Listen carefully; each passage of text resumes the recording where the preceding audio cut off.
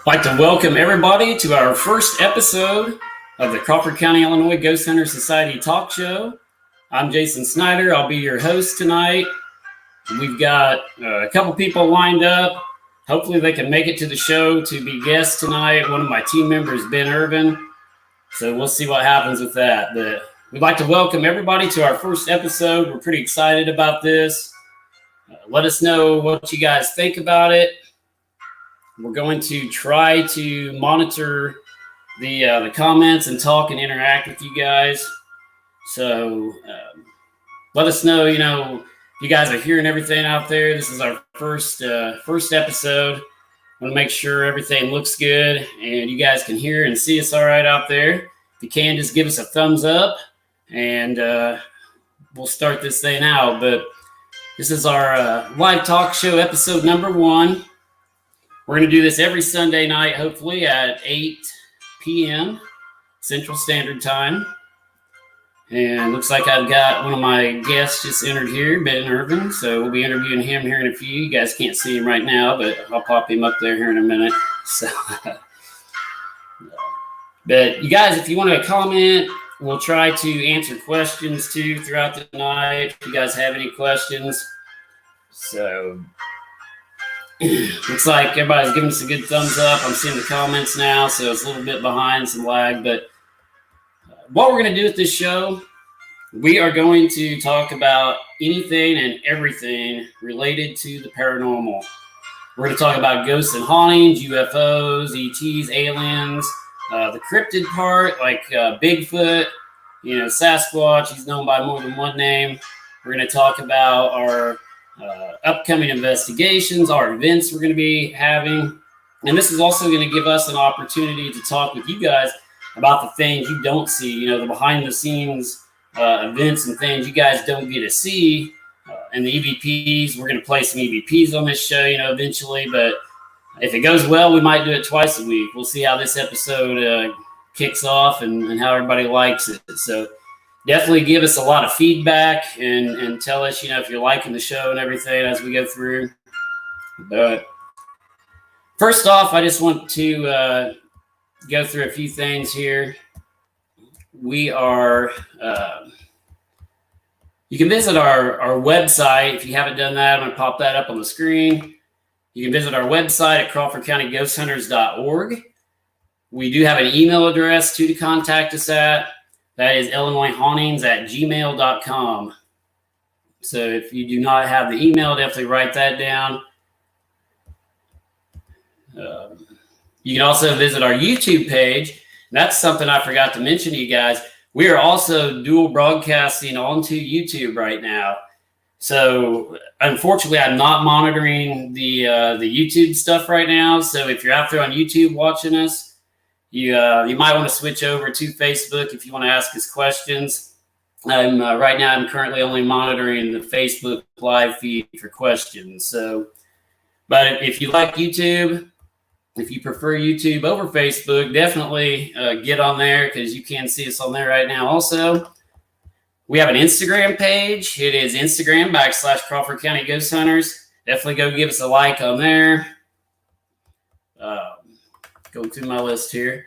We also have a phone number, and we're going to put up a phone number for you guys. We're even going to have call-ins. If you guys want to call in and talk to us, I'm not going to throw that number up right now because I want to get into kind of the introduction here, let you guys know what's happening, what we're doing, and get the phone number up there later so we don't have people calling in right off the back here.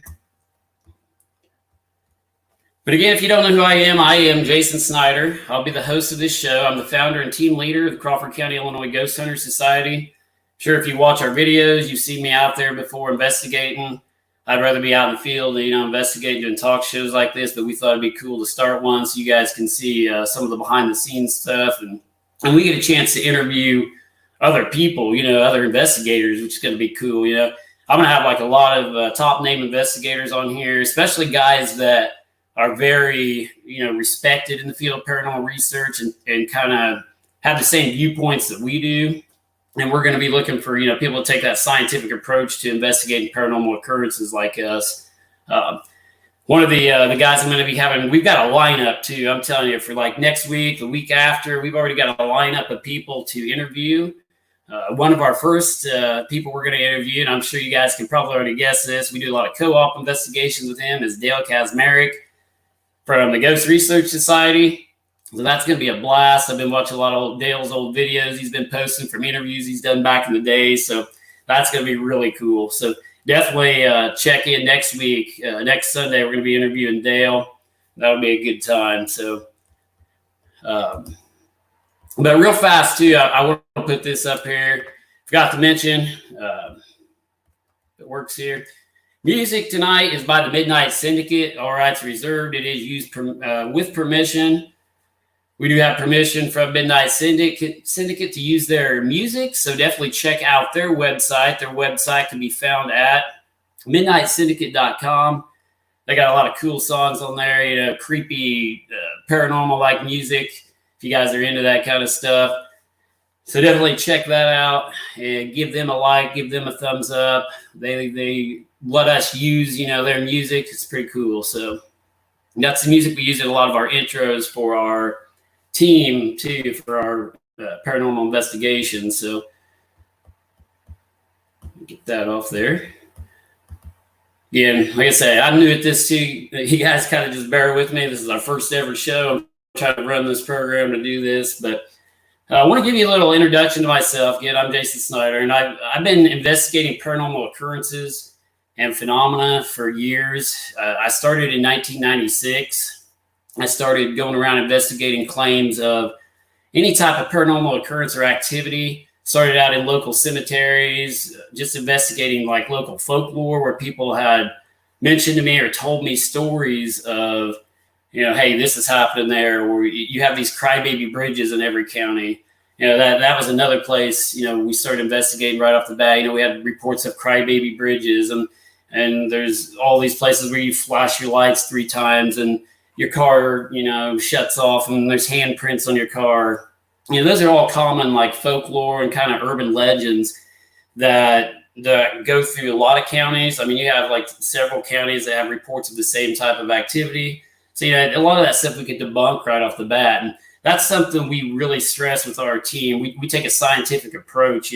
I started way back then trying to debunk these events and try to come up with natural explanations for what's causing people to experience things that they perceive as paranormal events. And I think that's what separates us from a lot of teams out there is we don't go in there looking for ghosts. When we do a paranormal investigation of a house, a location, a serious one where we go in looking for a natural explanation. We go in there looking for, any type of natural explanation as to what caused that paranormal activity, or what caused these people to think that they perceived some type of paranormal activity. And that gets into the psychological mindset of a person, themselves, because more often than not, we've found that we've found a lot of haunted people. I hate to say that, but instead of haunted houses, usually mentally they're seeing stuff. Sometimes, it could be caused by medication, could be caused by a lot of stuff. We've even gone into houses and figured out that EMF fields, like strong electromagnetic fields, are causing EMF-induced hallucinations, which happen more often than what you think. And now with all this new technology coming out, we've got even more of that going on. So we definitely look for those natural explanations to take a scientific approach. We like to see multiple pieces of equipment get unusual readings on them. If we got an EMF meter set up, we've got our video camera system set up, we got a recorder running, multiple stuff running. We're looking for stuff that comes across, multiple things. We want an unusual EMF fluctuation of 4.0 on our EMF meter. At the same time, we got, this unexplainable, anomaly in our video, and maybe the temperature dropped 15 degrees at the same time. That's what we look for to determine, hey, this could be a paranormal event. But we're getting into another show because we're going to do a lot of education too on this show, and hopefully educate a lot of other paranormal investigators that are just starting out. I don't claim to know everything, about paranormal activity or investigations. I'm just basing all this off of my research that I've been doing since 1996 continuously. So, we've done over 4,000 investigations. It's probably more than that. I've got record of most of them. That's why I say 4,000. I mean, I have absolute record of 4,000 investigations we've conducted. So I mean, we've done a lot of investigations in houses, old buildings, cemeteries. People call us into them. We've investigated boats, trains. I mean, you name it, we've probably investigated it over the different years. It's like some of the places it was crazy. We investigated a boat where a guy, he was fishing. He was out there on the lake fishing. He fell off the boat and drowned. Well, his family member recovered the boat. The guy happened to be drunk, Family member recovered the boat, took it to their house, parked it in the garage, and they started experiencing all types of paranormal activity in their garage and house and everything. Well, we came in and kind of got some EVP activity right off the bat, right there at the boat. So we kind of determined that maybe he was still hanging around because, that's how he passed away. He fell off that boat, and the boat was still the one thing that he was connected to in this life that they brought back to their location. So it's pretty crazy, the weird paranormal things that can happen. And I mean, we've been into some places too where we left immediately. We went into some houses, and sometimes what I'm talking about there is we get called in and we end up being the people's entertainment for the evening. They'll be sitting there drinking a beer when we walk in, and it's our policy now. If we go to a location or somewhere and you're drinking, or the owner or client is drinking, we pack up our stuff and leave. We can't do a serious scientific paranormal investigation of a location where people are doing that kind of stuff. And I mean, we've encountered all types of situations over the years. But again, like I say, we do take a scientific approach and try to rule out all natural explanations before we determine that what we find is a paranormal, in origin. And the big thing out there right now is teams posting pictures of dust particles, photos in mirrors, any type of reflective object with photography. I'm getting kind of into the education stuff here, but that's another reason why we want to do this show. We want to get good information out to paranormal investigators watching this show too, because I see millions of pictures on hundreds of different groups starting up now. They just don't know anything about photography, and they don't know anything about how this stuff works. It's like dust is, all these orbs are dust particles. 98% of all the orb phenomena you see on the internet, that's caused by dust particles, pollen in the atmosphere, and rain, moisture. So I just want to get that out there real quick, because people are also taking pictures of reflective surfaces and getting a lot of what they think to be paranormal anomalies or ghosts or spirits. If it is a reflective object, like I've got a window behind me here, I got this window right here. If I were to take that blind up, take a picture, I could probably get, who knows what in that picture. Or at least I think I get that, because it's called pareidolia or matrixing. The human mind wants to see things, because they're familiar with faces. So they want to see faces in objects. It's like the man on the moon. And a lot of people are doing that. We're trying to get good stuff out here with this show. So hopefully we'll get into that. But real quick too, we're going to do paranormal news. But kind of looking at my comments here from everybody online, I appreciate all you guys tuning in tonight. Looks like we got Mikey out there, Ashley, Tiffany. Looks like Jen's watching. Ken Pryor. We got a lot of people out there watching tonight. Thank you guys. We appreciate all your support too, and you guys watching us. Every time we go live. I mean, that means a lot to us, because we're out there at 1 o'clock in the morning trying to stay awake, and sometimes you guys help us, get awake, and your comments help us a lot. So, but real quick, I want to go into some paranormal news that happened.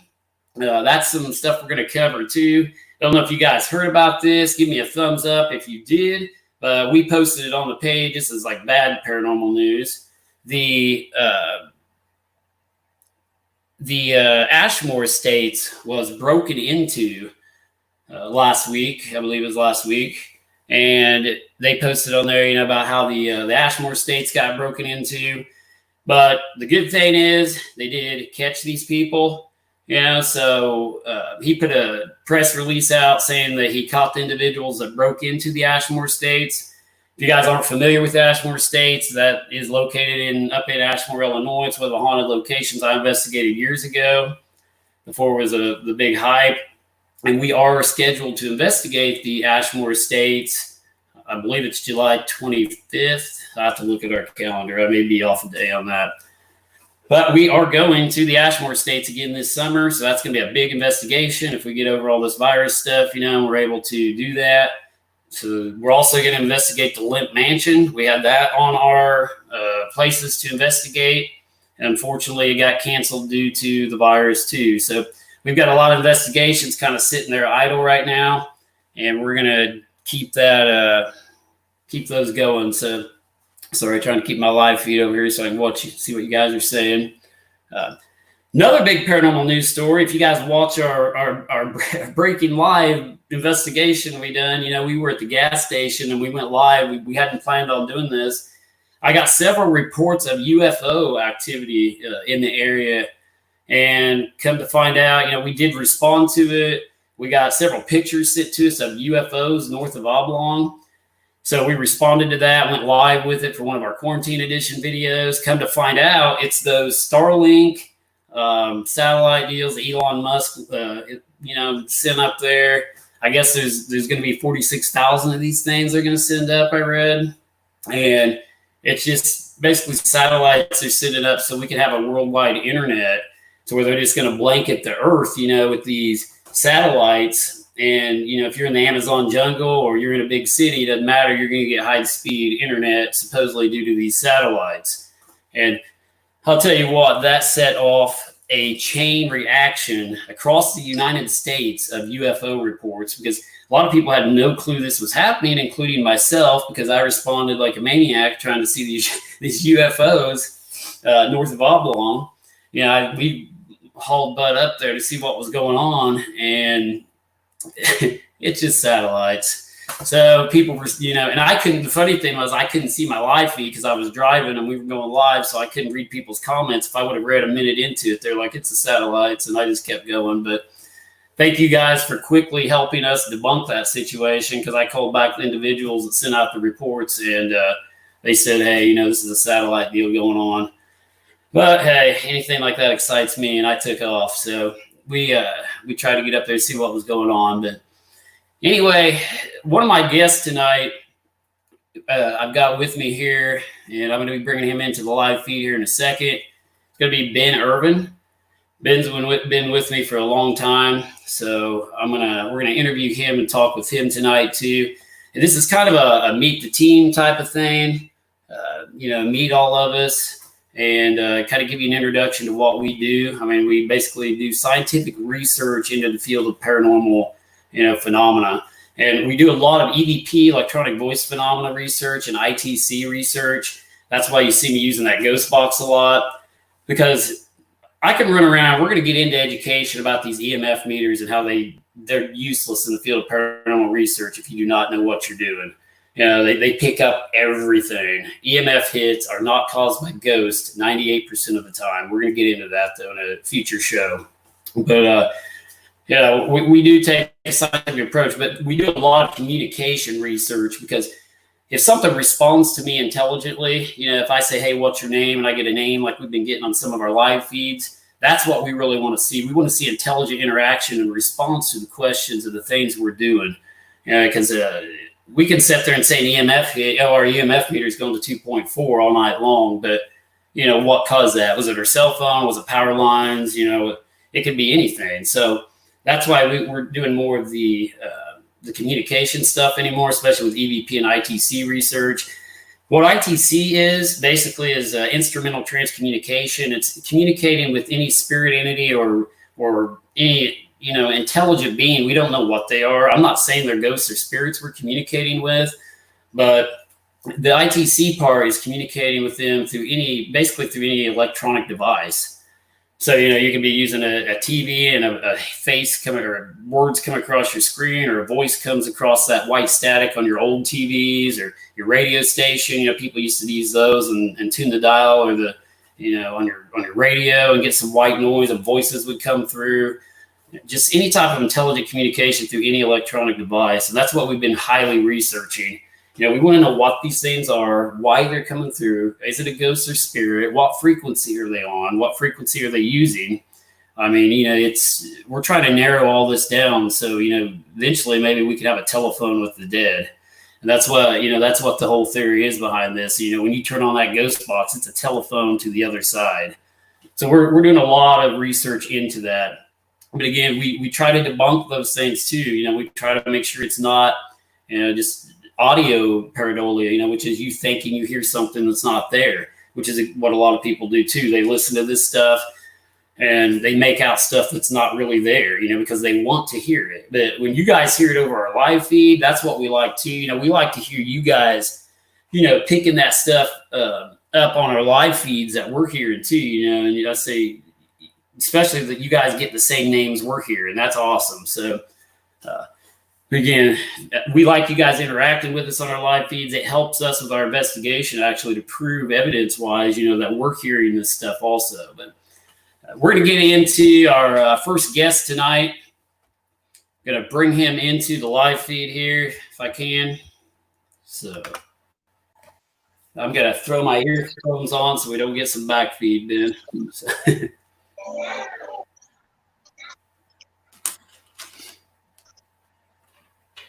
Okay.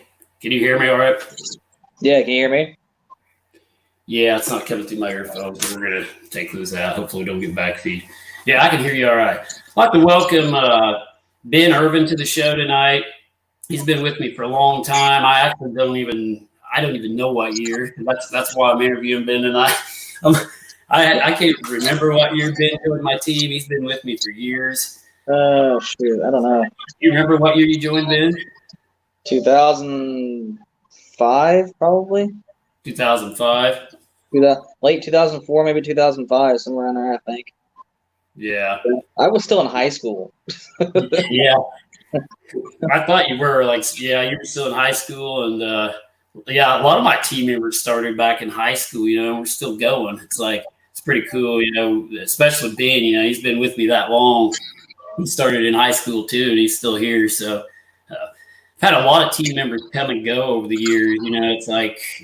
It's hard to find good people. It's hard to find good members that will stick with it and be dedicated with it. So, I appreciate Ben and all the stuff he's done for us over the years, and he just recently also, he bought the SB11 and the SLS camera you've been watching us use. So he kind of donated that to the team, and we've been experimenting with the SLS and the SB11 ghost box, spirit box, and doing a lot of experiments with it. So, so Ben, what got you started in the paranormal in the first place? Not my team, but what got you interested in the paranormal originally? Well, I don't know. Ever since I was young, I've always just kind of been fascinated with, ghosts and spirits and, the unknown, basically, it's not just ghosts and whatnot, but it's aliens and, everything, there's always been some interest in that. And then probably my first experience was right around, I think I was about 10 years old. I was dead asleep, woke up in the middle of the night, and I leaned kind of, sat up in bed, and my grandfather was standing at the end of my bed, and he'd actually died about 2 or 3 years before I was born. So I'd never actually met him before. The only thing I'd ever seen was just a couple pictures of him wearing just like regular, street clothes. And I immediately just, laid back down and fell back asleep. I didn't even know who it was. It just, I thought maybe I was dreaming or something. Woke back up the next morning. I was talking to my mom about it, told her about my dream, and told her I dreamed about Grandpa. And she's like, "Well, what was he wearing?" I said, "It was a gray suit with a blue vest, and blue tie." And she said, "Well, that's weird because that's what he was buried in." Mm.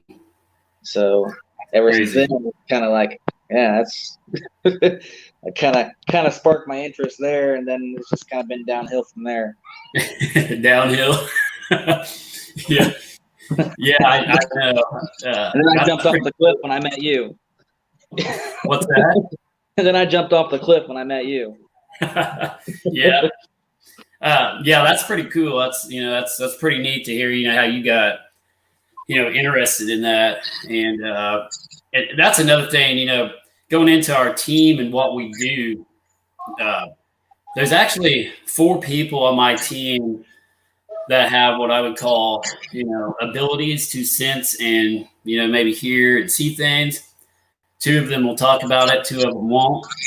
But one of the things with our team we don't use, even though Ben might have had a dream or he may have some type of ability, we don't use psychics on our investigations or when we go into investigate a place because we want to take a scientific approach to investigating these occurrences. So even if we do have a strong psychic on our team, they may tell us stuff later, but we don't use that as evidence because when we do an investigation, we want evidence that everybody can see and hear, not just somebody saying, "Hey, I saw a dead relative over here." So I want to get that out there real quick too. We don't use psychics or Ouija boards, even though we've done an extensive research into the Ouija board, and I'm a big collector of Ouija boards. I have a bunch of them because I collect weird paranormal stuff.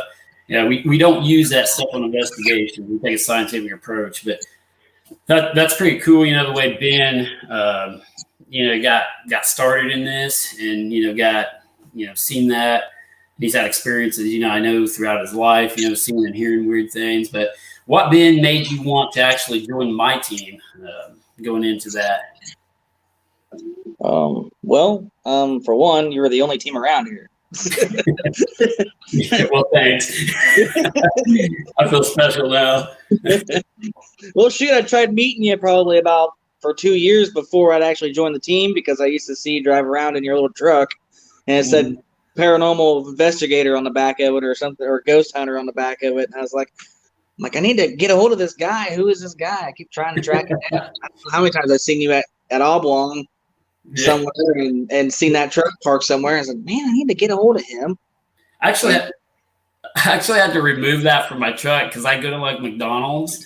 I'd be fit to drive to McDonald's and people be running up to my vehicle. Are you the ghost hunter guy? So I had to remove that. I had a big sticker in the back window of a pickup truck I had. Had the Crawford County Ghost Hunter Society across the back window. We decided not to do that real quick. Yeah, I thought about getting his decal on the back of my truck that said paranormal investigator, but then I was just like, better not. Yeah. Not that we're antisocial or anything. It's just we get a lot of attention when we go out sometimes. But anyway, so yeah, you just kind of got interested and contacted me from that and went from there. Yeah, I just I wanted to join them with a group, and I wanted to be able to go out and be able to use equipment and whatnot, and instead of just going off my own kind of instincts, I guess you could say, and and I kind of wanted to just, in a way, I guess, just kind of prove to myself, that I wasn't completely crazy, just partially. Right. Yeah. So that's when I got a hold of you, and that's that was like I said, about 2004, 2005. And I think that's when we went to that first investigation of that. It was a 2-story house out there by Stoy. It was that first investigation. I remember that. Yeah, Ashley Crispin must remember that too. She's saying on the live feed here, the good old days. Ha ha ha. So, the good old days, yeah. Yeah. That was a heck of an investigation too. Yeah. Oh, yeah, that's pretty good. Then Karen Cat out there has a question. She wants to know what sparked my interest in all of this. That's probably a long story, but since I'm interviewing Ben right now, but I'll kind of go into it real quick. But even when I was little, my grandparents took me to different places, they were like the first paranormal investigators in my family. Like my grandparents on my mom's side, we'd stay there during the summer on vacation and stuff. And me and my brother would stay there, every summer. And we would go all over French Lick, Indiana, Bedford, Indiana, Jasper, Indiana. I know the back roads of Indiana probably better than I know Illinois. Because we went all over these locations looking for strange and unusual things. They knew where old houses were at. They're the ones that introduced me to the chain stone, where the chain link goes up the side of the stone, and just a lot of stuff. They were all into this. They watch Unsolved Mysteries every night. They got me watching Unsolved Mysteries, but I'm not one of those TV inspired ghost hunters because I was doing this before ghost hunters and all these TV shows even came about. And you probably were too, Ben. I'm sure you started with me before the TV shows, didn't you? Or did you not?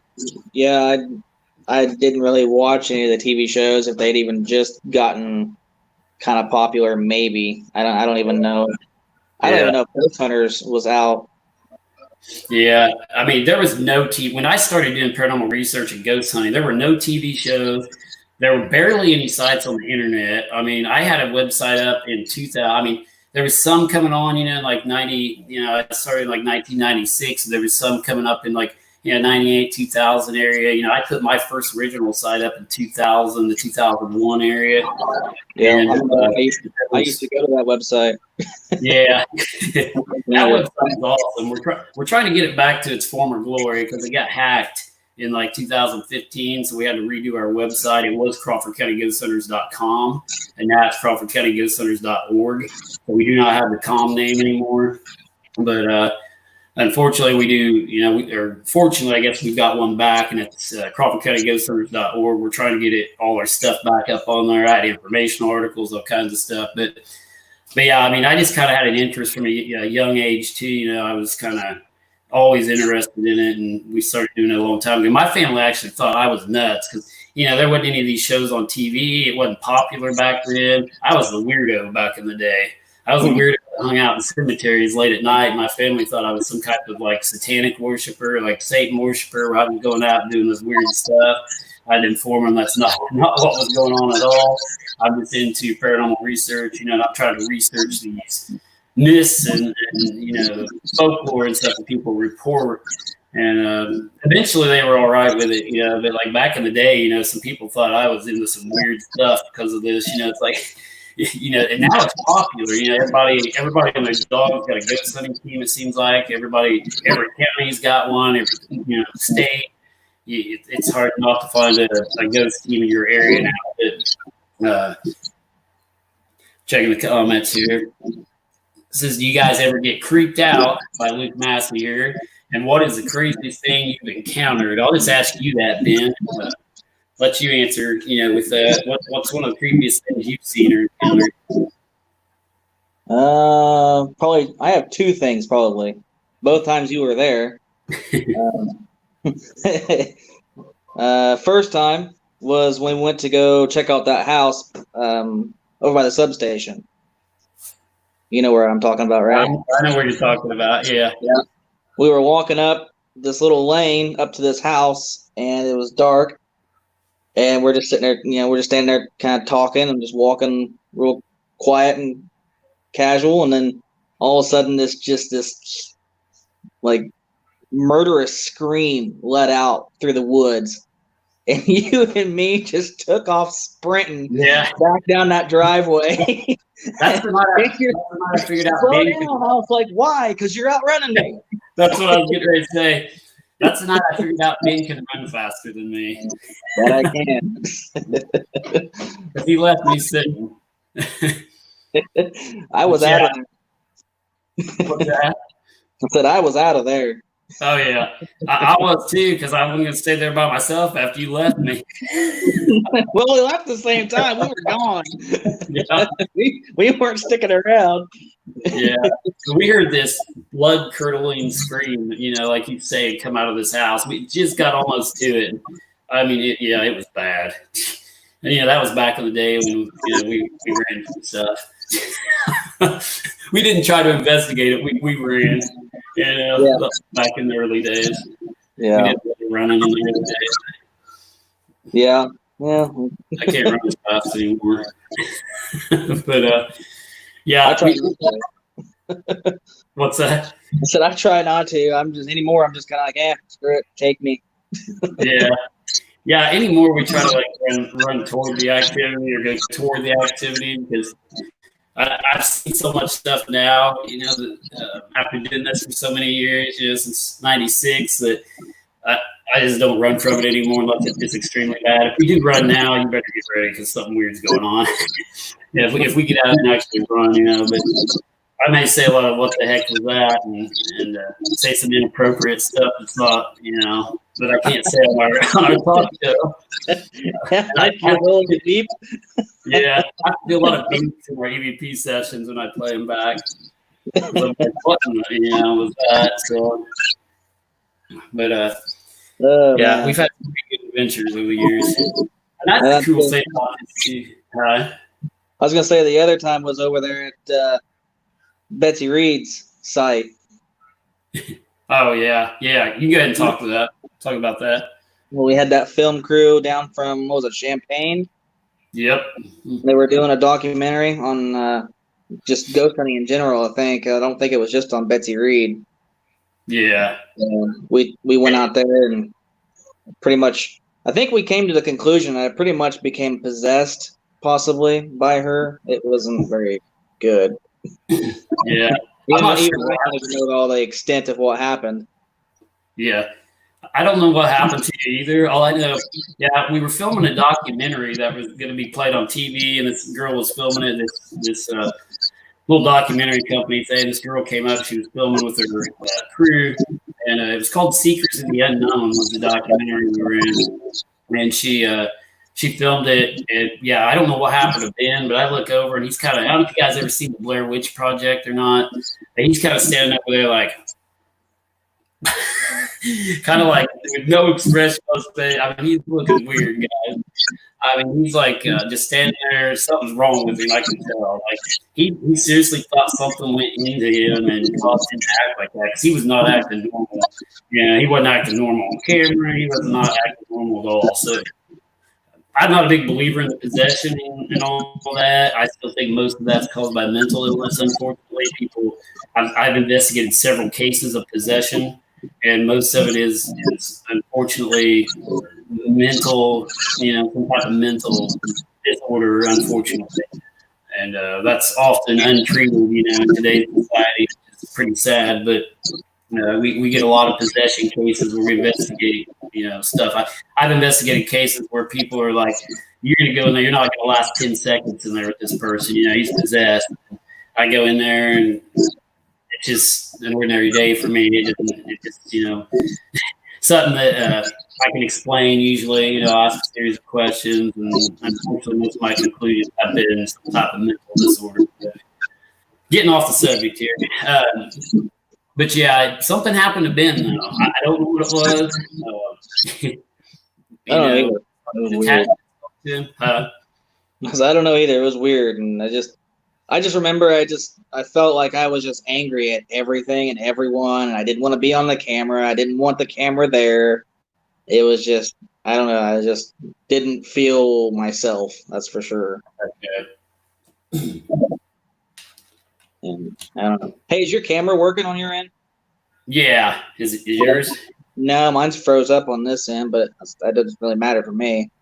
Well, Jen says the audio is squeaking too. I don't know what's up with that.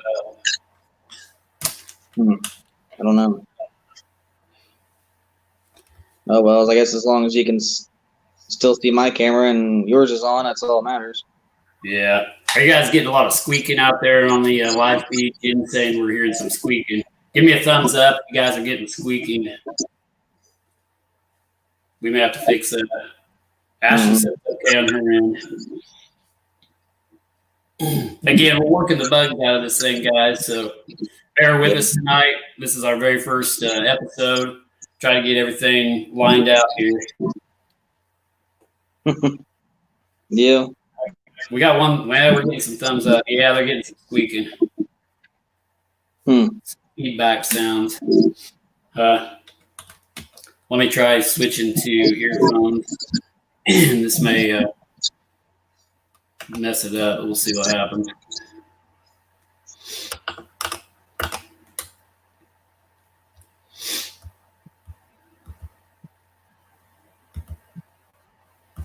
But I don't know.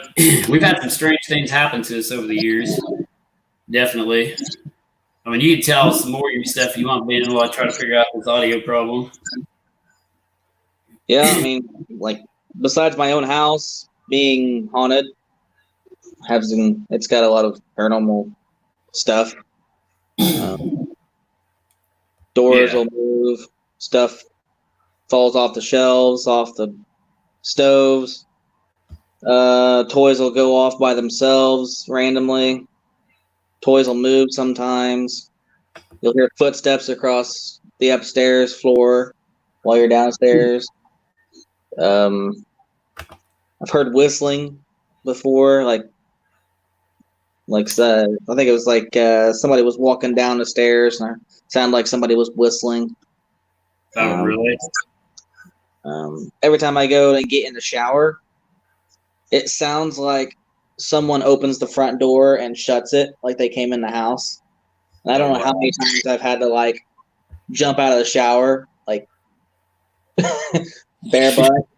Oh yeah. Walk into the house, like what's going on, yo? So now I've got to the point where actually I lock the front door and then go get in the shower so I know, make sure like nobody's like walked in the house or something, because you never know. Oh yeah. Yeah, that's pretty crazy. I think stuff has followed me home before. You know, I'll hear things and have things happen, you know, after investigations. I got some weird stuff going on in my house too. Well, that would probably be expected with you. Yeah, that's kind of what I thought. I don't know. The dead just like us, I guess. I don't know. I guess so. I don't know why.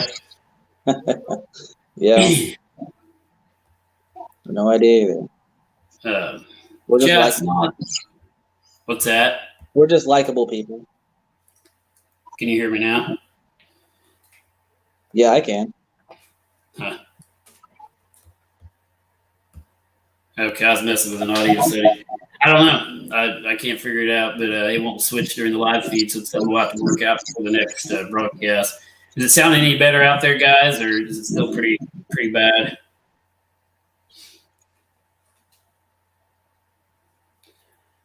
Got a question though. Penny Stevens says, Ben, is the first home you have lived in that has continuous activity? Is it the first home that you've lived in that had continuous activity? Got a question from a listener. No, this is the home that I grew up in. I've had activity in before. Pretty much everything pretty well started with B right about the time that I had woke up and seen my grandfather at the end of my bed, and then after that, pretty much I had paranormal stuff happening all around me and all the time. And then I don't know if it's just following me or if it's attachment to homes that I'm at or what, or maybe something just kind of sparked at that moment when I woke up or something or other. I have no idea. Right. Yeah, that's pretty weird. Yeah, there's been times I went home from investigation.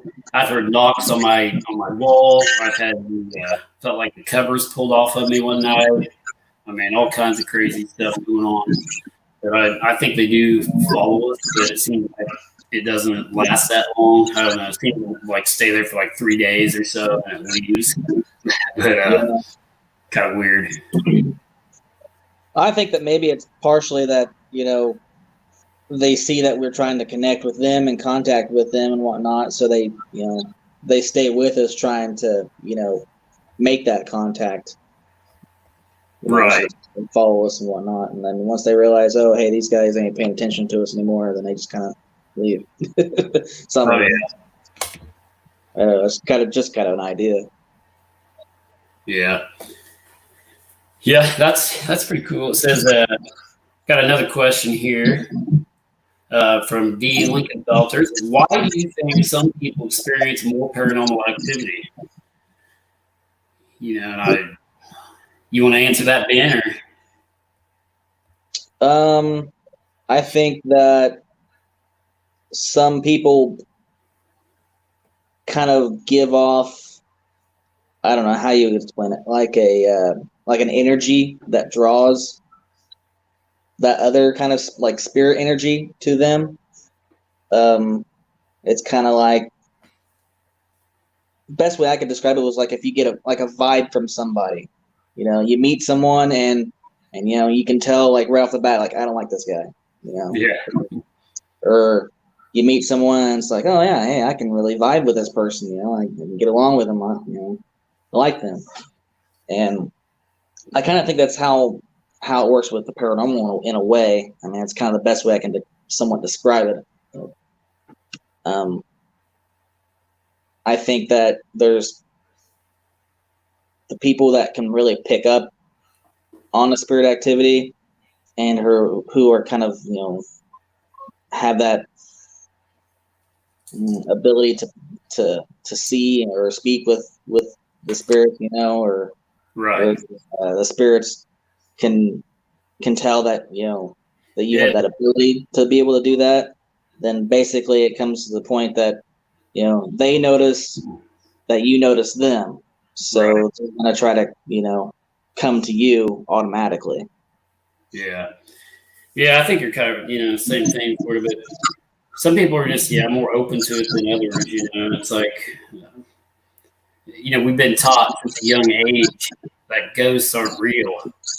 Ghosts are not real. And, you've been kind of pre-programmed since a kid, even though, like, some kids start to see and experience paranormal activity, from a young age. It's because at the beginning, they're not pre-programmed. They don't have, that mental blocker that things are real. So, maybe some people don't ever develop that mental blocker over time, so they're able to continue to communicate and hear ghosts or spirits where some people can't. They may experience more paranormal activity than other people. Kind of like some people maybe like have an antenna for the paranormal. So, you turn that radio on, you you can hear that stuff. Kind of like that. You're basically picking things up that other people can't. And I think that's what, some of it has to do with too. Just like you're just drilled in your head, ghosts aren't real, ghosts aren't real. Well, then it doesn't matter what happens, that's not a ghost. But but you can't get into that as investigators, and we can't get into that mindset, too, that everything is a ghost. We have to rule out and say that's not a ghost before we say that it is. So we've got to be careful. We have to keep a skeptical, unbiased mindset doing this. We can't go into an investigation with a predetermined mindset that the location's haunted, because that already determines the outcome of the situation. If I go into there and I say, hey, I believe this is the most haunted house on earth, or if it's the most evil haunted house on earth, well, if I've already thought that, I've already lost the battle, because that's what I'm going to find. I'm going to make it the most evil haunted house. It's a psychological thing. It's like, if we go in there with an unbiased mindset, okay, people claim this is the most haunted place. Let the place prove it to us. Let it show itself to us. We just had that situation happen not too long ago. Exactly. That's kind of what's that? We just had that happen about last August? Yes. Yeah, we actually went in to investigate a house that was supposed to be the most evil haunted house in North America, and we debunked everything. I'm not saying we did.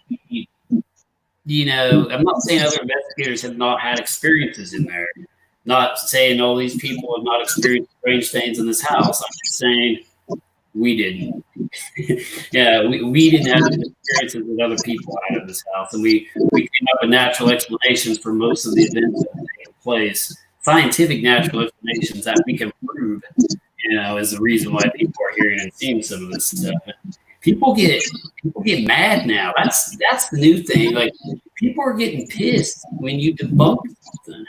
Especially these places that own these places, like Ashmore Estates, or these places, people that own locations that are haunted, and they're charging people to come in. They don't want teams like us in there. They don't want a team in there that's going to debunk stuff because they lose their money. Nobody's gonna want to come. Yeah. So, can we even mention the name of that place right now, or are we kind of like on this episode? We are going to. I'm actually going to have him on here, hopefully. Oh my God. Yeah, I'm going to ask him to be on the show, so we will talk about it. Yeah. Well, I'll put it in my opinion. This is probably the most unhaunted house I've ever been into. Like, literally, I dozed off and took a 5-minute cat nap in this house because of activity and any feelings of anything. Yeah. in his And that's pretty much what where your famous saying came from. Now I keep stealing Ben's saying around. It's like, are we finding anything? It's like nothing, absolutely nothing.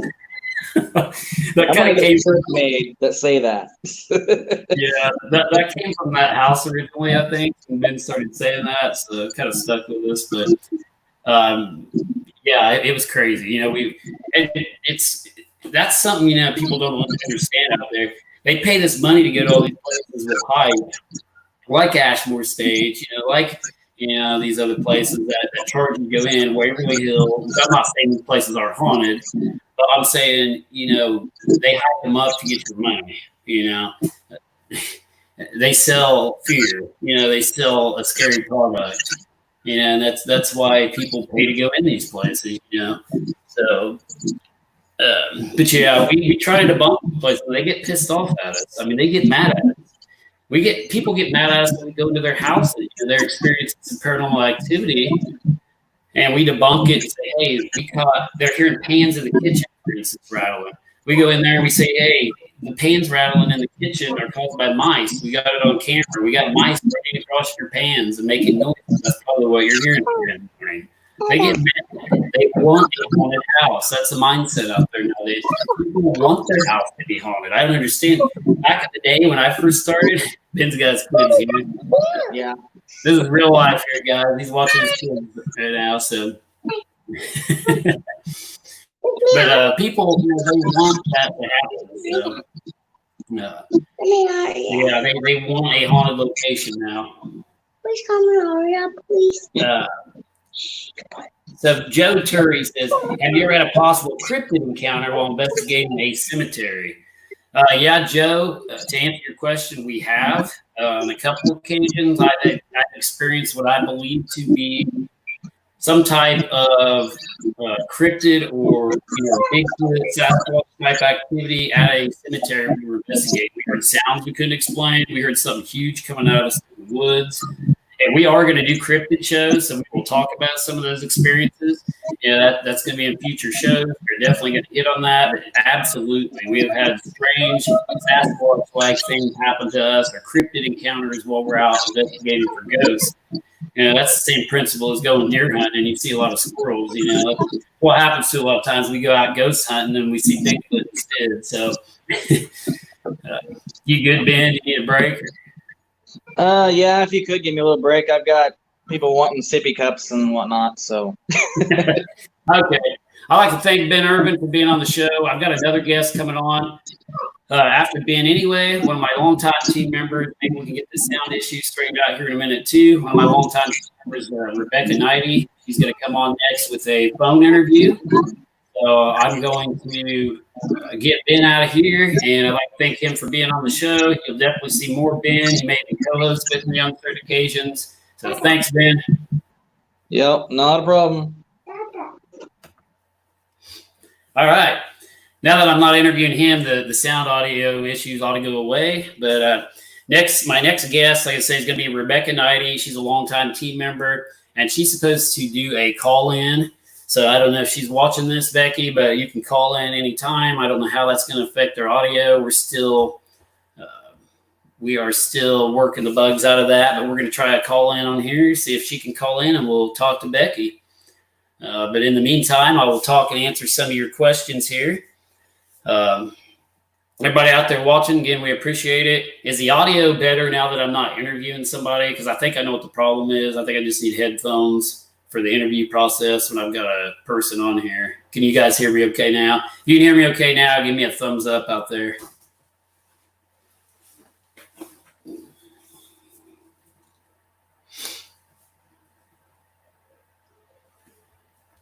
Okay, I'm getting a lot of thumbs up. I assume it is for the audio being okay. So,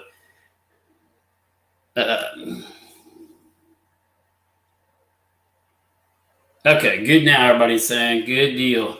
So, yeah, I will work that audio issue out for episode number 2. Looks like we've got a caller here. Let's see who this is.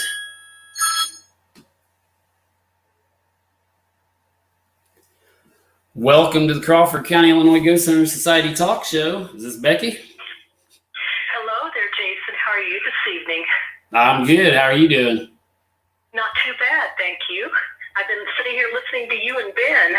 Awesome. I think I take part in a few of those things too. What's that? I think I've taken part in a few of those investigations also. Oh, yeah, I think so. Had to get my feedback up here while I'm talking to you, Becky. Okay. Okay, I think everything's going good here.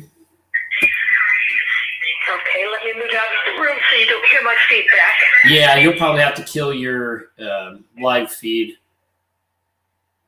Becky, so you don't create fake feedback.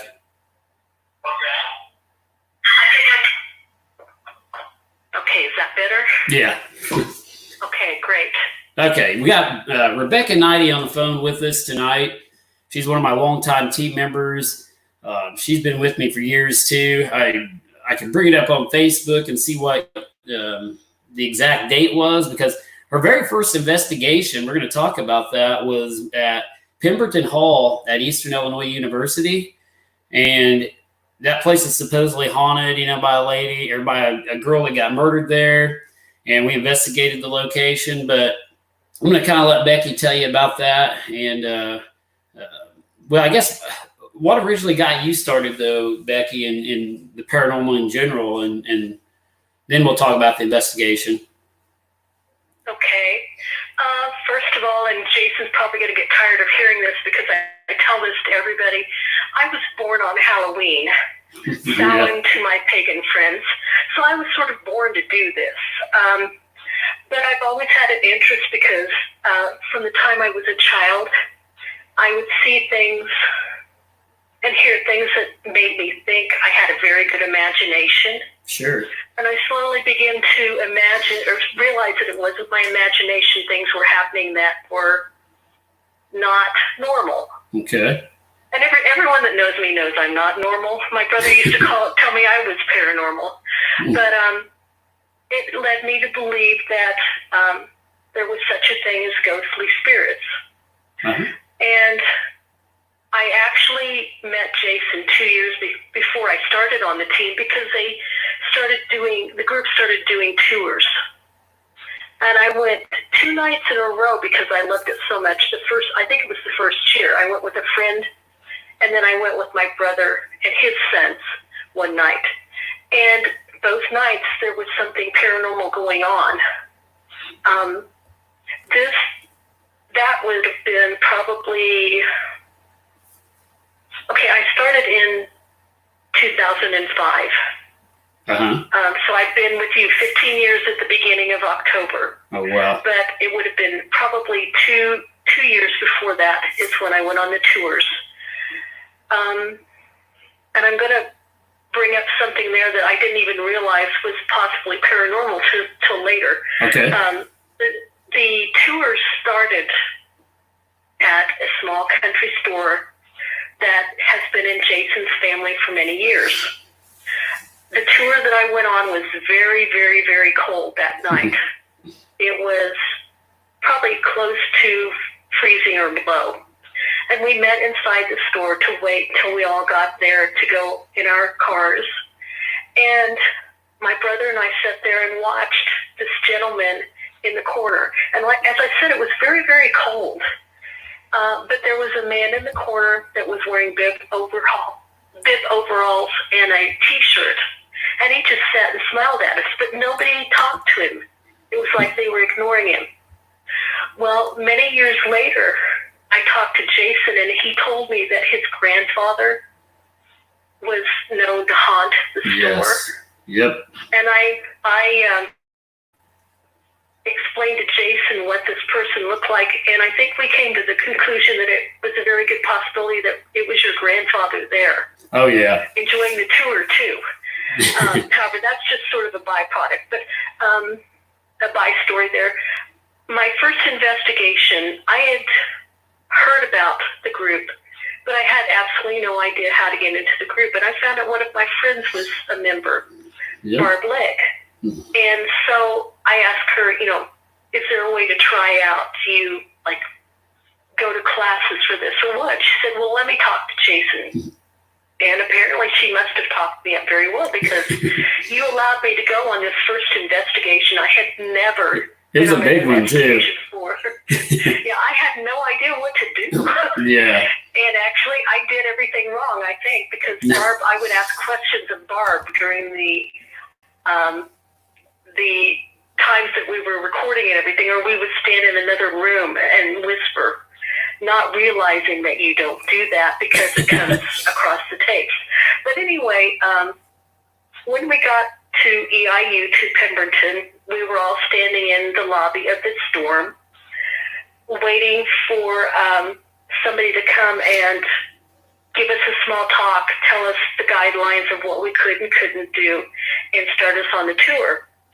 As we were standing there waiting, and this was a very large old building with heavy doors, there was a heavy metal fire door that was propped open, which was probably illegal. So please, I'm not trying to get him in trouble, but it was propped open by a cinder block. Anyone that's propped open a door with a cinder block knows that the cinder block is extremely heavy, but it was sitting in such a way that the door was very solidly held back. Right.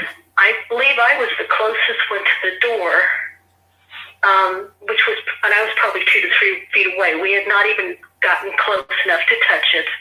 We were standing there very quietly talking amongst each other, and all of a sudden the cinder block moved and the door slammed shut. I remember that. Yes, I really think that to somebody that was not paranormally inclined, they probably would have thought that was just, something had happened, the door slammed, not think about it. Yeah. Having been in this business now for quite a while, I really think somebody was trying to tell us that, no, I don't really want you here. But anyway, it didn't scare us off. We did the different floors and got to the very top, and I remember this floor where the piano was and where I believe the actual murder had taken place there. It might have actually been the piano that she was playing. The backstory was this was a student that lived in the dorm, a young lady. She had been playing the piano up there, and she was murdered by the maintenance person, caretaker of the house. Yes. And she managed to drag herself down these steps to, it was either her actual room or the house mother's room. I can't remember that part, Jason. Right. Yeah. But anyway, on that floor, the bottom floor, people would have knocks on their doors and everything. So there was an indication that there was a possible haunting. Yeah. But we went to the top floor, and they were actually doing renovations on the floor, which, as you go along, you find that sometimes that stirs up some issues too. But anyway, we were up there, and I can remember hearing very clearly when you did an EVP at the piano, and a male voice came across and said, she played here, or something very similar to that. She played it. And, yeah, she played it. It was in the intense awe of knowing that there was some way that you could communicate with people that were no longer with you. Yeah. Yeah, that was a good. And that really got me. Okay, we left the building that night after a long night of the investigation. We stopped at several cemeteries along the way because that's what we do.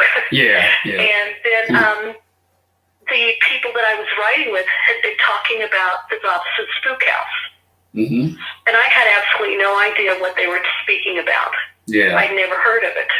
And so Barb and Kim said, let me take you there. So they drove by the Spook House because that became my schoolhouse. And we pulled into the driveway there. I'm going to back you up a little, Becky. Hey, Becky. Okay. Hold on just a second with that story. I got some questions real quick going back to the EIU thing. And then I know you can't see the live feed to see them. So, Okay. to answer some of your questions, we did find paranormal activity at Pemberton Hall. We did find some things that we could not explain. We investigated it, and there was actually a TV crew there, and they filmed it for a documentary, and they put it on TV. It aired Halloween night. What was that? 2000 what, Becky? Do you remember? What year? 2005. Yeah, 2005. So it aired on Halloween 2005. We had a film crew there with us that recorded it. And we actually picked up a lot of stuff that they didn't want to put onto the air because they were afraid it was going to scare the girls, because it was still being used. I mean, it's still used, I believe, for the girls to stay in. You know, it's on the top floor there, and they've got it closed off. And it was closed off the time we investigated it, too. They gave us special permission to investigate it. To my knowledge, at that time, we were the only paranormal investigation team to ever investigate Pemberton Hall at Charleston, Illinois. I know there's been several books and stuff wrote on it. You know, another guy wrote a book and put some stuff in there about Pemberton Hall, but I don't believe he ever investigated the location. We may still be the only team that's ever investigated that floor. I don't know. They let us into it, have access to it to investigate. We would thank them for doing that. But yeah, it was actually aired on Halloween night. But that was Becky's first investigation. That was a big one. You know? Yes. And yeah, we did. They're wanting to know if we did find activity. We did find some EVP activity. You know, like she's saying, she played it, but yeah. Okay, going back into what you're getting ready to tell us, she's going to tell us a story of another location that we did extensive investigations into, and that was called the Robinson Spook House in Robinson, Illinois. Unfortunately, that house is no longer there. But I'll let Becky now go into, that story she's getting ready to tell. So go ahead, Becky. Sorry. Well, that's okay. There's way too many stories to go into tonight. Oh, I know. On the spook house, because so much happened there. As I said, that was my schoolhouse. That taught me so many things. But just pulling into the driveway, you could feel it was as somebody was watching you from the top floor, which is where we got a lot of the activity. But that place had, I would say, several layers of hauntings. I think that there was at least 4 there. I don't know what Jason's opinion was of the spirits there, but I think there was at least 4. There was a lot. Yeah. I don't know how many, but we had activity all the time at that location. I think there were at least 3 from the same time period, and one was more recent. I think it was the last owner of the house that actually lived there. Right. The person that called us in was a person that had purchased the house and was renovating it. And unfortunately, I was not in the group at that time, so there was some time lost there that I wasn't able to be a part of. Right. But what I always found interesting about that house was, and I'm going to go ahead and say it, I'm one of those people in the group that can see and feel and hear things.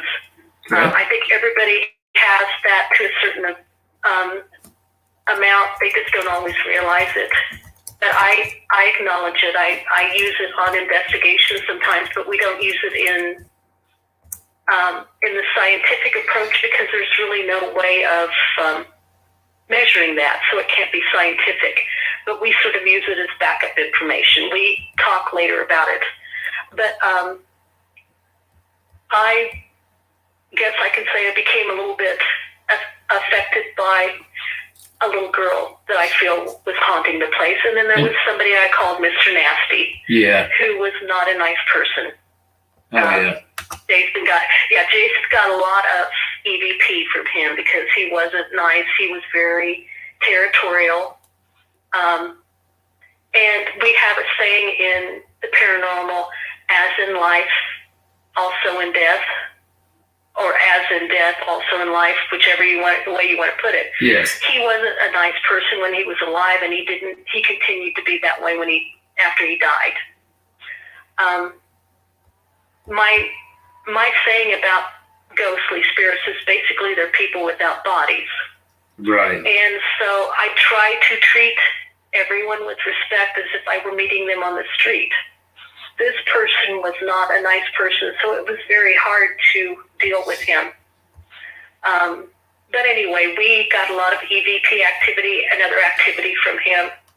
I believe he was sort of mean to the person that was renovating the house, the owner, wasn't he? Oh, yeah. If you guys, real quick, if you guys want to flip over to our Instagram, if I knew she was going to be talking about this, I would have got some pictures on here I could have threw up on the screen. But if you guys want to go to our Instagram page, it's like the middle picture we've got up of the White House. That's the house she's talking about. So you guys kind of log onto there and bring it up in another tab. You can see that. I'm afraid we've got a screen sharing capability on here, but I haven't tested it out too well, so I don't want to crash this live feed testing stuff out right now. But yeah, just flip over to our Instagram and check that out.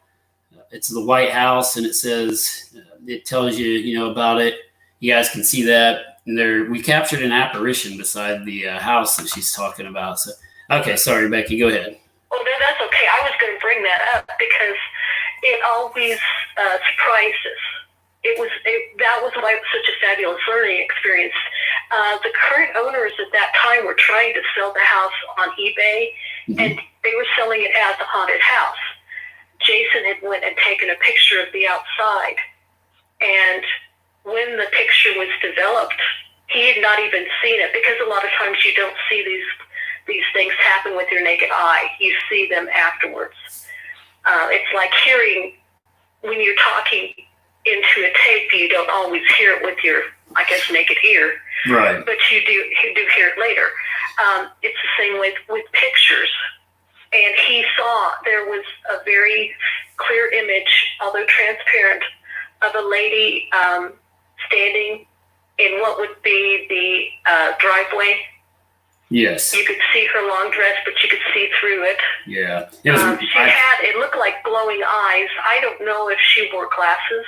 I have no idea. Or what, but anyway, we've not figured that one out, but her eyes glowed in the picture. We have no explanation for that, guys. Like, we try to debunk that picture. That is like our most famous, our most unexplainable apparition photo we've ever captured. Like she said, it was by complete accident. I wasn't really trying to get it. It just showed up. Like, the eyes are glowing in it. I tried to make sure there wasn't any signs reflecting in the background, or any reflective surfaces. There was nobody standing over there. There are no reflective surfaces over there. I mean, unfortunately, the house is gone now, so you can't go to verify this, but it's just unexplainable. But yeah, go on, Becky. Anyway, this place would surprise you every time. And I would get impressions from it. I didn't ever see anything there. I very seldom see spirits. I have seen a few, but I very seldom see it. But I would stand like in a doorway and see something happen. I think the little girl that was there had been pushed down some stairs to her death. Yeah. But I didn't tell this to Jason until later. We did our tours that year, and that was a learning experience, because every time you do tours, people will experience things and come to you later. And of course, they always say, "You're going to think I'm crazy." Well, my whole goal in this is to make people realize, no, you aren't crazy. These things actually happen. Don't be afraid to talk about them. But I told Jason what I thought happened. And I didn't tell him till after the tours were over. But the funny thing, the place where I thought this happened, they did tours. I will actually say, they would go to the attic, and I always had a hard time going to the attic. It hurt going up there. I just couldn't handle it. I went once. Right. But anyway, they would take the tours up there, and there would be on every tour, and you correct me if I'm wrong on this, Jason, there would be at least one person who would be like a young teenager that would say she felt like her ankle was being grabbed and she was being pulled. Yeah. Hold on just a second. I think, Becky, okay. hold on just a second. For you guys out there asking on the live feeds, a lot of you are wanting to know where you can find that picture other than on Instagram. You can go to our page. I'm looking right here to kind of guide you on where it's at. Go to our regular Facebook page that you're watching this on, but I don't know if it'll kill your live feed doing it. So I'm not sure about that, but I guess after you watch this this video, definitely go check it out. You can go to our photos on our Facebook page. Just click on our albums, and it's let's see where it is located at. Sorry, Becky. Got a lot of people. No, that's quite all right. Got a lot of people wanting to see the photo. So yeah, click on the albums in Facebook. See all, so you can see all the albums. And I believe, okay, it's actually called the Spook House Investigation under our albums on Facebook. So if you can't find it on Instagram, go to the Spook House Investigation under albums and click on that, and it will bring up our investigation there with the pictures that, you know, that we're talking about. And it's just the white picture, the very first picture. If you click on that thing, you can see a lady standing beside the house with what appears to be glowing eyes. So just a cool picture. We don't have it circled, anything like that, but that's the photo we are referring to. So, okay, Becky. Anyway, that's what's interesting. When you have information that sort of corroborates some of your theories that you find out later. And that's why we don't use our talents very much we do use them, but we don't bring them up and during the investigations because they can't be measured. Right. However, they do sort of corroborate some of our theories during the investigations. So they aren't completely denied. They're just used later. Question real quick. Sorry, question real quick. Question real quick from Karen Cat is asking. Hi, Karen. Thanks for watching. One of our top fans out there. She's asking, so did you find proof that a little girl had in fact died there? No, we have no proof of like who was haunting the house, really. We do have a name of the individual that lived there. He did pass away, but to my knowledge, he did not pass away in the house. I'm sure several people have died there. We've looked into the history of this location, which was known as the Robinson Spook House. We have the deed and abstract to the house. I was going to buy the house at one time, which is a whole nother story. Dave Lackemeyer was the owner of the house at the time we investigated it, and he was going to turn it into apartments, and he's the one that originally contacted me to investigate this location. It was located at 309 North Jefferson Street, Robinson, Illinois. And again, it's no longer there. It's been torn down, unfortunately. But he was experiencing knocks, bangs from the basement. He called me in and said, hey, I'm trying to fix this house up to sell it or to rent it out for apartments. You know, he was going to put apartments downstairs and upstairs because the house was separated to where you could go outside and actually enter the upstairs of the house without coming into the downstairs part of it. The staircase in the downstairs, there was no staircase that went upstairs. You had to literally go out the front door and then go up the staircase to the upstairs of the house. And, you know, he called us in to investigate this place. He got hit while he was trying to remodel this house, hit so hard, it knocked him into the kitchen. And he's a big guy. If anybody knows Dave Lackemeyer, he's very big. Pretty good sized guy, and he wouldn't lie about this, type of stuff. So, so he experienced that activity, called me in to investigate, and it literally took me, I'm talking probably 35 or so investigations before I finally experienced the paranormal activity that he originally reported. I had a key to the location. We conducted haunted tours there. I probably did over, I'm serious, 100 investigations of that house. That's how haunted it was, and that's how active it was. It was literally, like Becky said earlier on in this interview, it was our paranormal playground. I mean, we learned a lot from that house. We learned a lot of investigation techniques and procedures as far as where to set stuff, how to capture stuff, how to record EVP, because that house was a hot spot for electronic voice phenomena. We would just get all kinds of EVP activity at that location, and a lot of it wasn't nice. I mean, we got I'll choke you, I'll hurt you, we got a lot of stuff, and there is a name associated with the house that I'm not going to mention on air. It is a family, local family name in Crawford County, a guy who lived there. We do know who it was. And we think we know who the guy was that was being mean in there. And he also made the remark before he died that he had $10,000 or $15,000 hidden in the house that nobody would ever find, and laughed about it, shortly before he died, the family told us. So that struck out a big thing of, oh God, where's this money? So the family members came with me to this house, and they started digging around. They started looking around. It's like, are you serious? And the money was never found, to my knowledge, at least. If they found it, they didn't tell me, and I didn't get any of it. But but I don't know. Nobody knows what happened to that. That's a story too, that's associated with the house. So, but yeah, it was a crazy place. Crutches would move around in there. We had a thing on, Ashley was talking about the crutches moving, and I know Jen Newland, I think she went on a private tour, haunted tour with us. We did conduct haunted tours in that house for several years. And crutches, there was a set of crutches that would move. They would be in the basement. You got to go upstairs to get upstairs. And these crutches would go from upstairs down to the bottom. They would go anywhere, They would move around in the house every time I'd open it up. And we would have that thing padlocked. Me and Dave was the only one that had a key to it. He was out of town one time, so I know he wasn't joking around with me. He didn't do this. He was on a business trip. I went in to do a haunted tour. The crutches were forming an X like this on the staircase going down to the basement. They were like covering the whole thing where I couldn't get down to the basement. It was like, what is going on here? I opened the door up because it was padlocked from the outside, and they were like this. I had no explanation for that. It was like, don't go to the basement. So that was a really weird phenomenon or occurrence that happened in there. The doors in the kitchen, like every time you go into the kitchen, come from the upstairs, go back into the downstairs part of the house, the doors, every door would be open. We had stuff fly at us, like in that house, fly off shelves.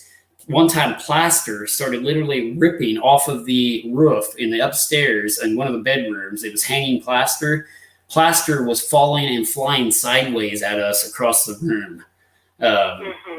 I have no explanation. That's why I've done over 100 investigations at this place. But come to find out, Becky, I'm sorry I kind of cut you off. Okay. I don't know if I've even told you this yet. We figured out on Cherry Street, which is connected the street over from North Jefferson Street, Robinson, on the corner where the close to where the bar sits, that house, catty corner from there, used to be called what's called the Old Robinson Cemetery. And there are people. Yeah, it's just a street over. My theory is that cemetery extended farther over than what they think, and that house is built on top of the cemetery. Because now there's a house sitting directly on where the cemetery was at, and it's had some strange occurrences take place, but we've not had a chance to investigate that house yet.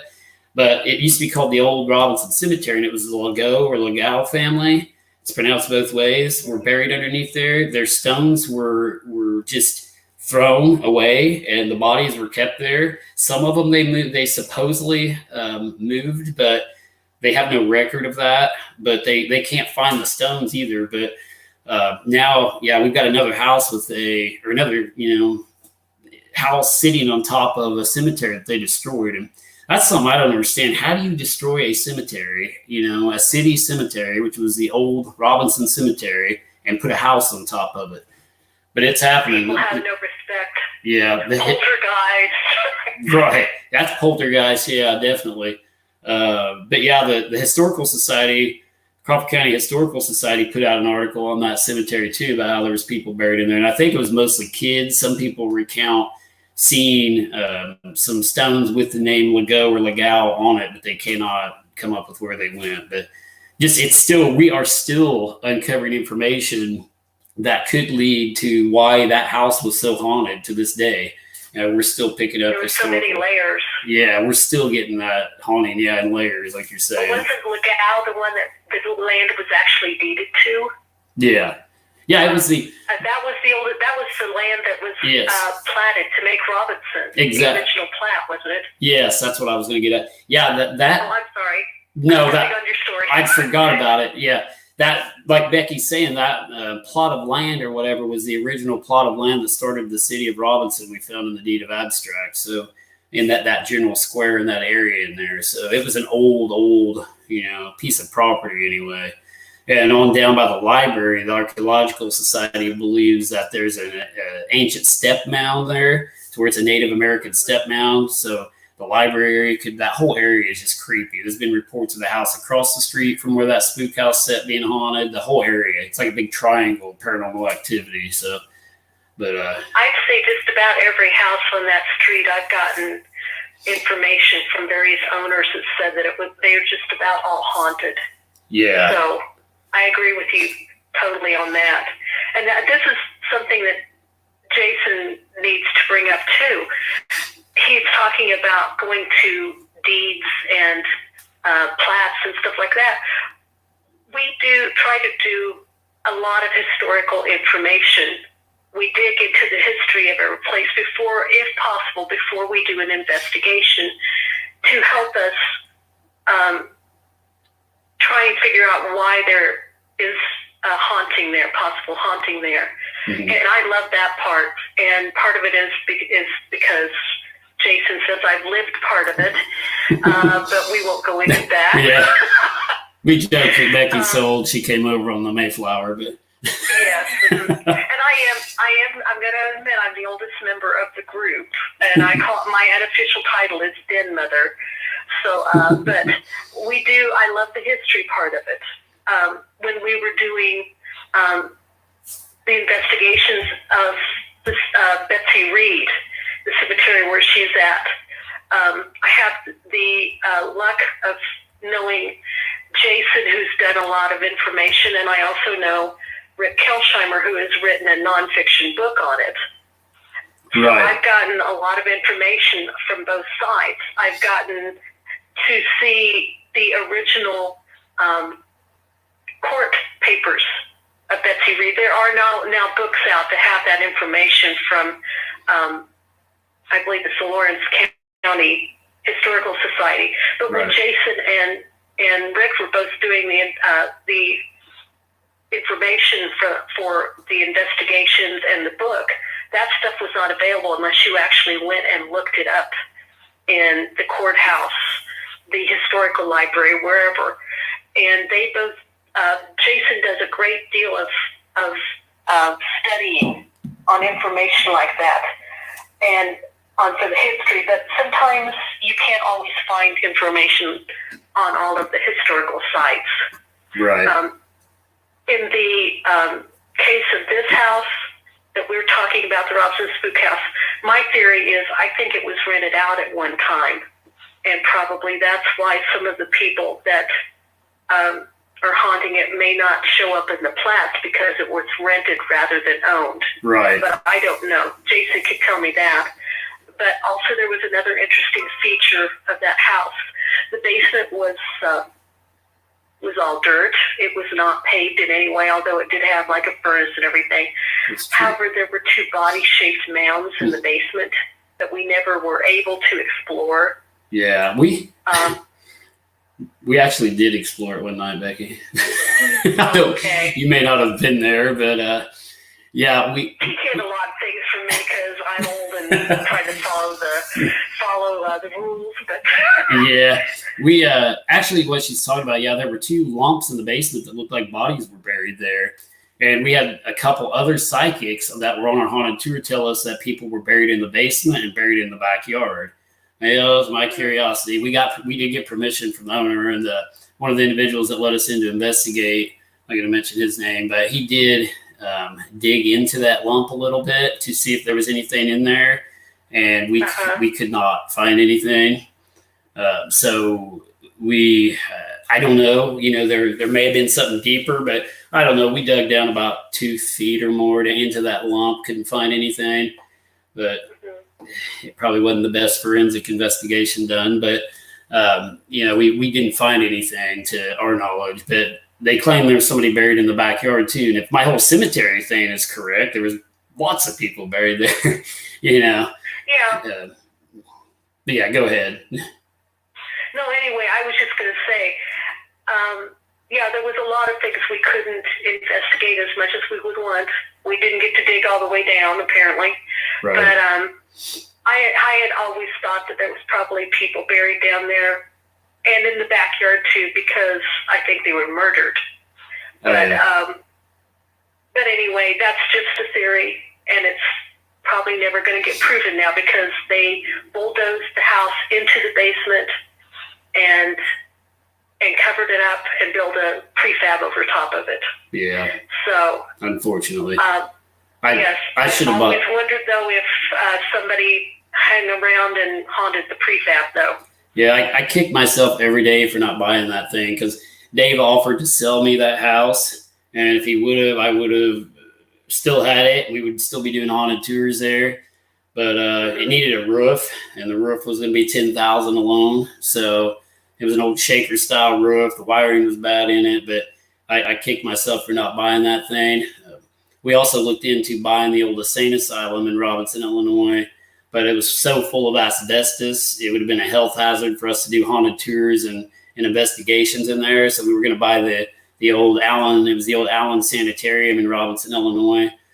We looked into that, and it was going to be a mess to do it. So we decided not to. But we are looking for somewhere, just to have as our, a place to do haunted tours or an experimental location to conduct investigations. And that's what I was going to use the spook house and the sanitarium for, our own personal research too, as well as doing haunted tours in there, so.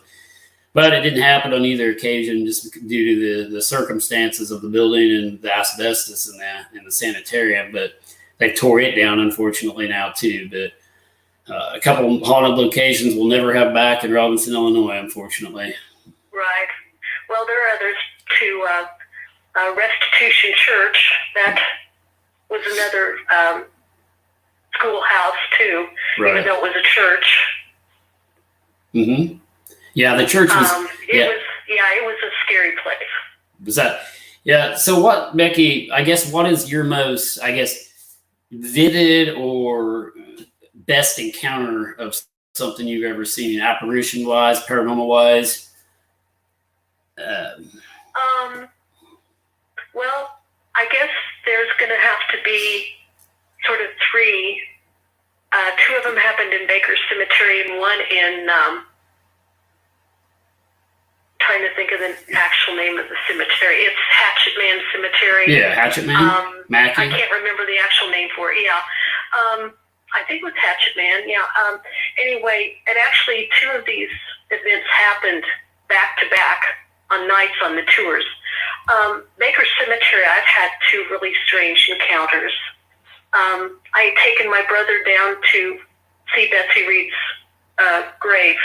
And I'd been telling him the story. Mm-hmm. And of course he was sort of trash talking, if she killed her husband, she deserved to be hung and everything. And which reminds me, I don't know if Jason's brought this up, but there have been several times we've been at her gravesite.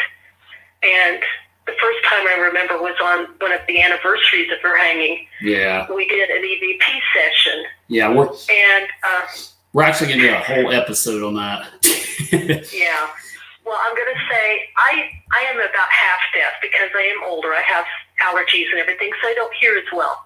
But this was an actual very strong Class A EVP of a woman, very clearly a woman saying, "I'm innocent." Right. But anyway, so I have some sympathy for Betsy. I think she had it rough. Yeah. The history of her was she was sort of a, I guess it was called Granny Woman at that time. She was like a midwife. She, with very few doctors during that period, because it was before the Civil War, it was basically still a frontier here. There were very few doctors. Mm-hmm. You had to get your herbs and everything from somebody to live. It was the best you could do. There was no penicillin. There was no doctors close. So you got treatment where you could, but people still didn't trust her. But anyway, that's sort of off the track there. But Jason will have a story, as you said, one of these days, because she's a very interesting person. Oh, yeah. But I had taken my brother to see the grave, had told him about it, and we stopped at the entrance. Now, this cemetery is country. There's no electricity. It is, on one side, there is a line of trees and then fields. The other two and half sides are woods, and then there's a small area that's cleared with a entrance to get into the cemetery. Mm-hmm. And because there's no electricity, I don't generally go there at night unless I'm with a group for safety. It's not a good idea to do that. Jason has for years, but he's also very well equipped to take care of himself. So I, that's his business, but I wouldn't do it as a single woman. So, with nobody to protect me. But anyway. It's out in the middle of nowhere. Yeah, it's out in the middle, very much out in the middle of nowhere. You can't find it unless you know where it's at. And I had taken my brother there. It was beginning to get dark, so we stopped, and I was telling just a little bit more of the history. And I turned to look at him, and there was a sudden burst of light. Yeah. And a man appeared. Now, this wasn't my brother. Sometimes if there is a flash of light, it will blind you and you'll see an afterlight. Right. This was not the case with this. There was no reason to have a light. There was no lines there that could have snapped, no power line. It was a clear day. There was no lightning. There was no reason for this light. But there was a man appeared behind him, took several steps back and disappeared. Mm-hmm. Now that one I have never figured out a reason for that. Yeah, that was very weird. Yeah, that one happened. But then one night on tours, we had been there, and I have two friends that Jason know. They live in his neck of the woods, and they oftentimes will drive me around because I don't see well at night. Jason had the tour out there in the group. We'd been standing at Betsy's grave for a while, and everybody was getting sort of giggly because some people, that is the way they counteract their fear. Right. They get giggly. Yeah. And I was aware of that. They were not being disrespectful or anything, but I'm sort of weird. As they left and went to another corner of the cemetery, I sort of apologized to Betsy, said, I'm sorry this is going on, we're going to leave you alone soon. Because as I said, I sort of feel sorry for her, and this is her last final resting place, possibly. Right. Oh, yeah. We'll go into that sometime, too. Oh, yeah, that's a big Anyway, controversy. My friend and I walked back to the entrance of the cemetery, which we didn't even have a lot of vehicles there on that entrance road, which is long and winding because it was muddy. So there's not any way somebody could sneak up on you. We were standing there with our back to the few vehicles that were parked there, watching, and it felt like somebody standing behind me. Yeah. And I turned to mention that to her, and there was somebody in between her and me standing there. It almost was if they had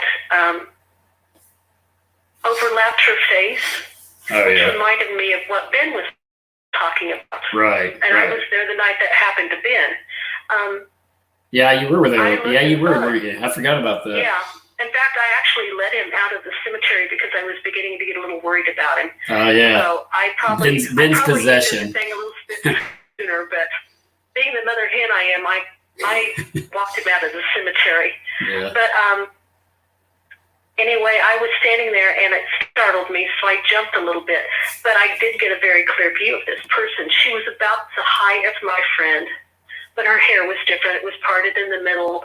It was sort of wavy and with shoulder length. And this woman's nose had been broken horribly and not set. Right. I mean, she had a very fierce look on her face, like she was upset. Well, when I jumped, it disappeared. And I said something to my friend, and she said something to me. And later she said, what happened? Because she felt like she was sort of in the same space that Ben was. She didn't know what was going on. Right. It was like she was looking through somebody else's eyes. But I really think that was probably Betsy. Oh, yeah. She couldn't do anything to the rest of the people, but Yeah. And I found out also that Tammy had also said something to her, apologized. So she was just coming and making her displeasure known.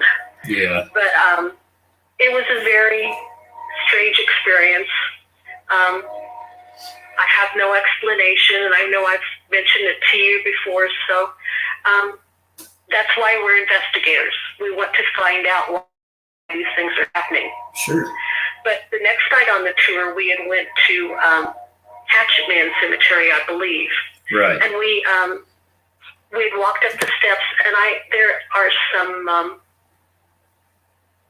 gravestones there for soldiers. They have a very stone that's issued by the government. They have a very specific shape to them. Right. And I had spotted one that I could tell was an old military stone, but there was a newer one that was flat in front of it. And for some reason I zeroed in on it. And I walked to the stone and was trying to read in the dark, and that's another one that doesn't have lights in it.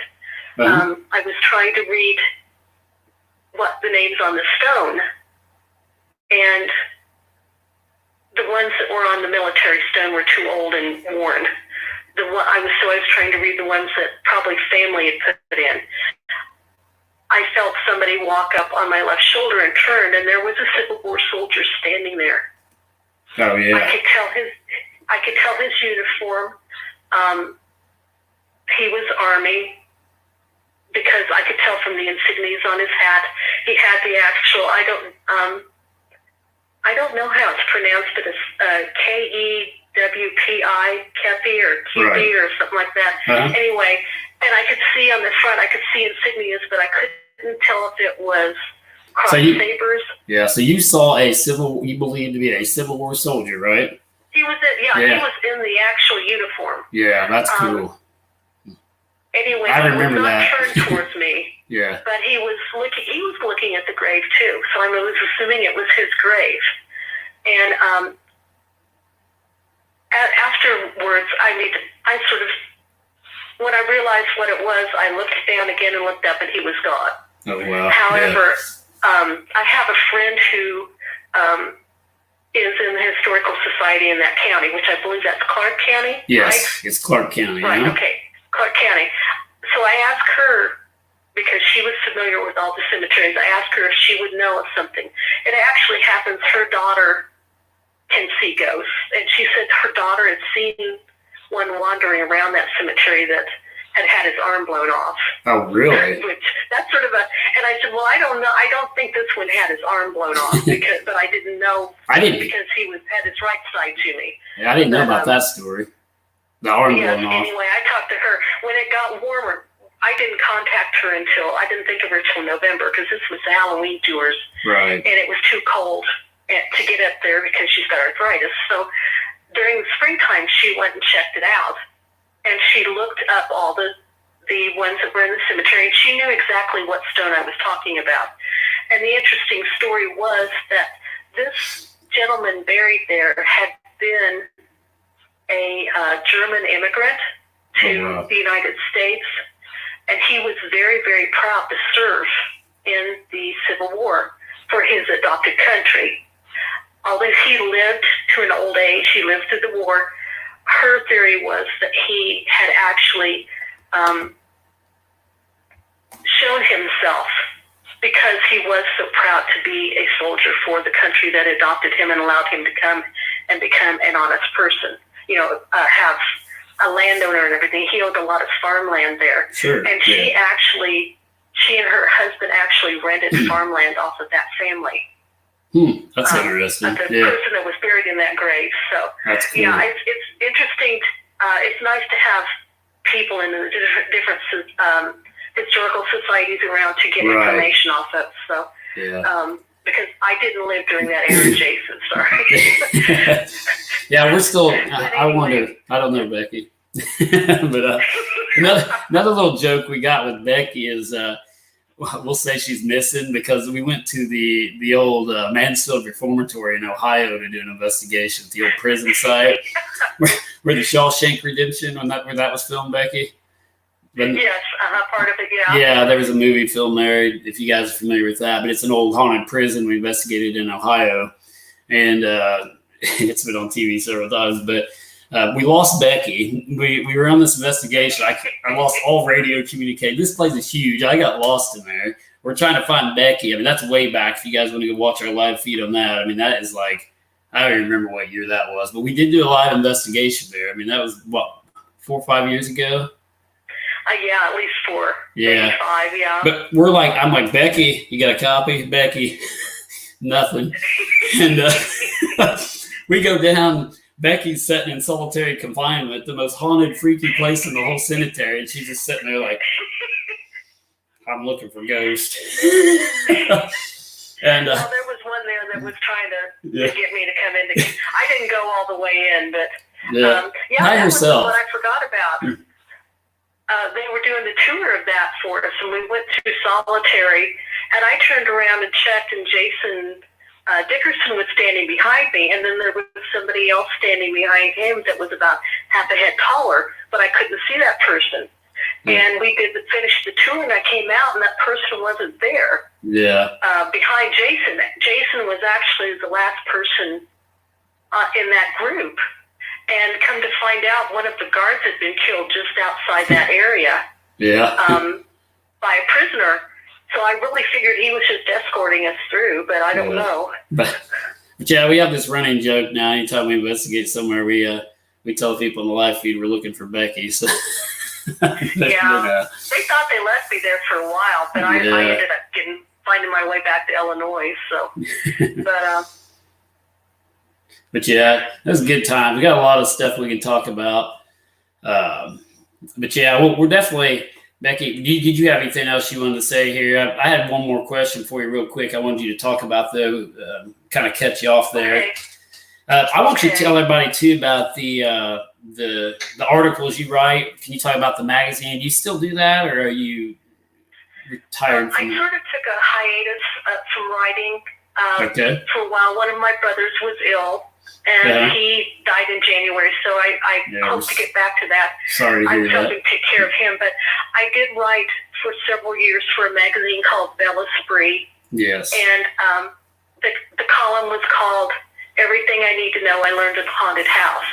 Yeah, that's cool. And I do share some of the articles now. Yeah, so if you guys on the page. If you guys see those articles, Becky actually wrote those articles for that magazine.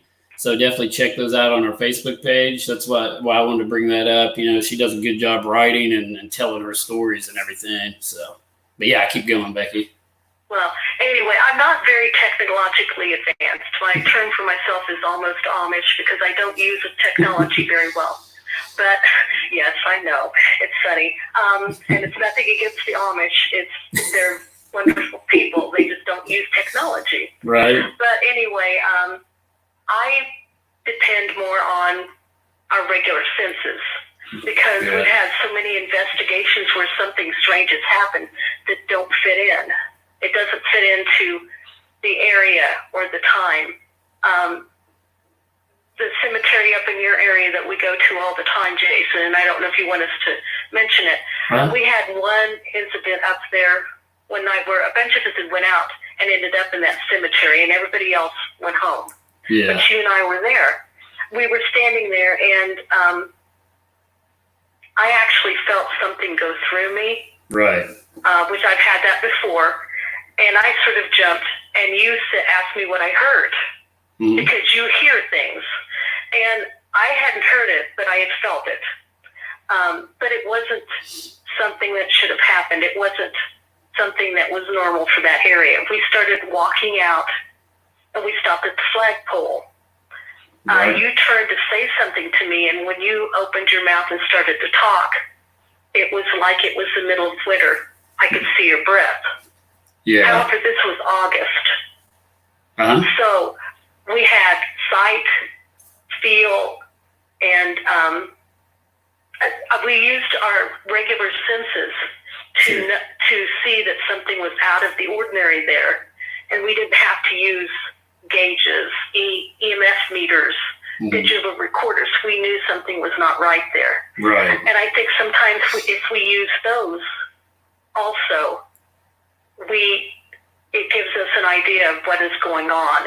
Sure. But anyway, I use that in my columns because I want people to not be afraid. Everything's not demonic.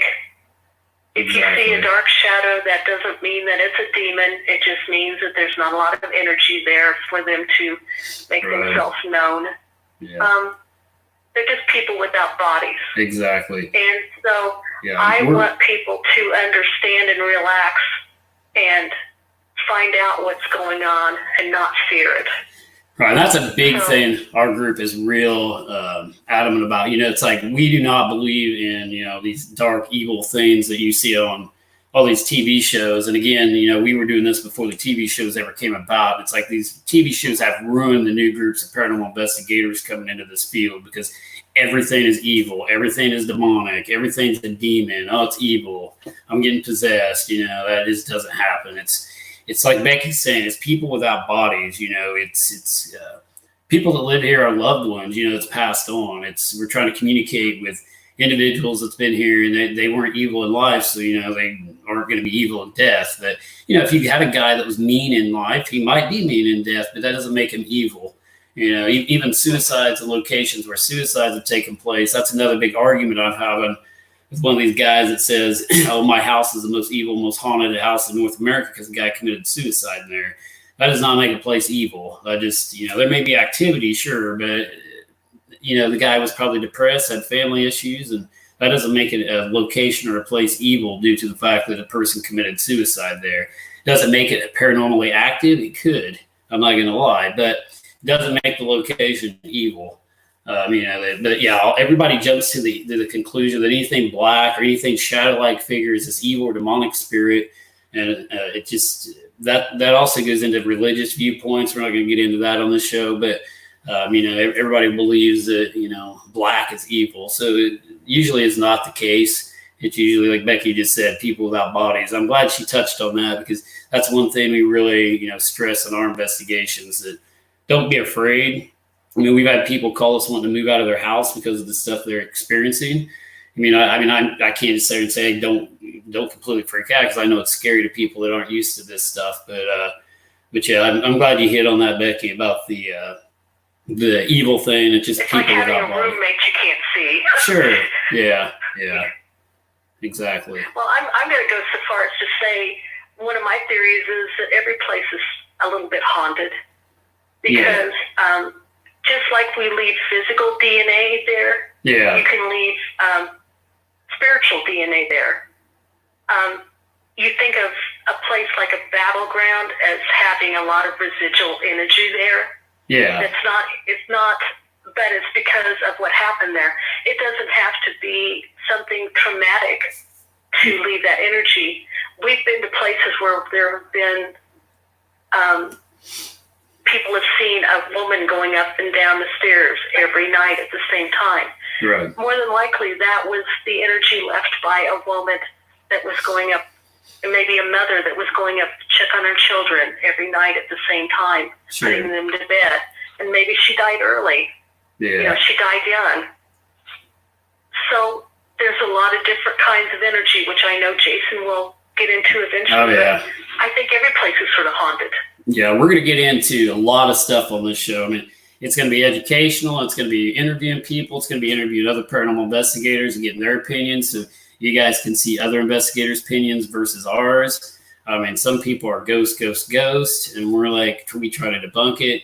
But it's like we're going to get into just a lot of stuff on this show.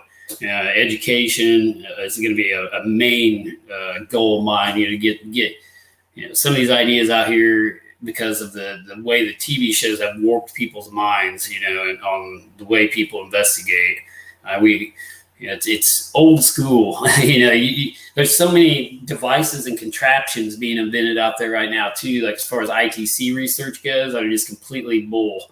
There's apps out there that you can download, and they're supposed to be ghost box apps. They're just pre-programmed apps to say these words all the time. It's all a bunch of baloney.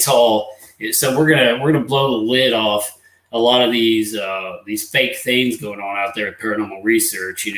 If we're gonna tell you whether we believe it's true or we don't believe it's true, and we're gonna I say we don't have all the answers. We don't know everything, but it's pretty easy to debunk a piece of equipment or an app or something like that that's been pre-programmed to say things. And that's why we've been continuously experimenting with what we call the Phasma box. And I'm on the fence with this thing. I'm 50-50 on whether this thing's real or it's not real. I try to get intelligent responses to come through it. I mean, I've used it in a lot of different places, and that's why we use these things in a lot of different places to see if we can actually get something to come through. So we're going to get into all kinds of stuff. I mean, especially the EVP and the ITC research. That's pretty much my specialty: photography, EVP, and ITC. That's what I've really focused on over the years. And I've got a lot of stuff to, tell people about that. So, but yeah, Becky, I hope you're going to continue to be a guest on the show too. I mean, we always enjoy, all your stories and your input and everything you've done over the years. She's done a lot of historical stuff for us over the years, research. I mean, she's done it all. She's been an investigator. She's been my historical researcher. She's been my personal secretary. Everything. Sometimes. Yeah. Sometimes I've also take care of his social calendar, but I turn that over to Courtney now, I think. Yeah. And because I get bombarded by things sometimes with this group. We get so many reports of paranormal activity. We get so many calls. We got a list of about 50 places to investigate because we're backed up due to this virus deal. And for anything from houses to businesses, people are still wanting us to come in and investigate. And we just can't do it right now because we can't go out in our group of 7 even to do this in these places and be safe right now. So, but we are definitely, the Limp Mansion in St. Louis, Missouri, that's on our list. We're going to be investigating that as soon as this thing opens up and we can go again. We are returning to Willow's Weep to do an investigation, a second investigation. And I hope, I have not contacted him yet, but I may even have Dave Spinks on here. That'll be an interesting show if I can get him to come on. We'll talk about that maybe on the air. And I got a lot of people lined up already to interview. This is our episode number 1, and it's already gone pretty good as far as people wanting to, be interviewed by us or, tell, their story. So, but yeah, Becky, I'd like to thank you for coming on tonight. I'm going to try to make this anywhere from an hour to a 2-hour show. We've hit the 10 o'clock mark right now. So I appreciate you calling in, Becky. If there's anything you want to say real quick, if not, I'll cut you off here, and but feel free. Thank you all for listening to me. I appreciate that. I enjoy telling my stories because I want everybody to enjoy it too and learn that it's safe to do some of these things. Investigate on your own. Definitely, yeah. If you guys are stuck at home right now, get a recorder. Investigate, try some EVP sessions at home. It's something you can do in your living room. Download a voice recorder app onto your phone. Ask some questions, make sure it's completely quiet. Do, 2 to 3 minute segments, play them back, see if you pick anything up. If you do, send them to us. We can even analyze that.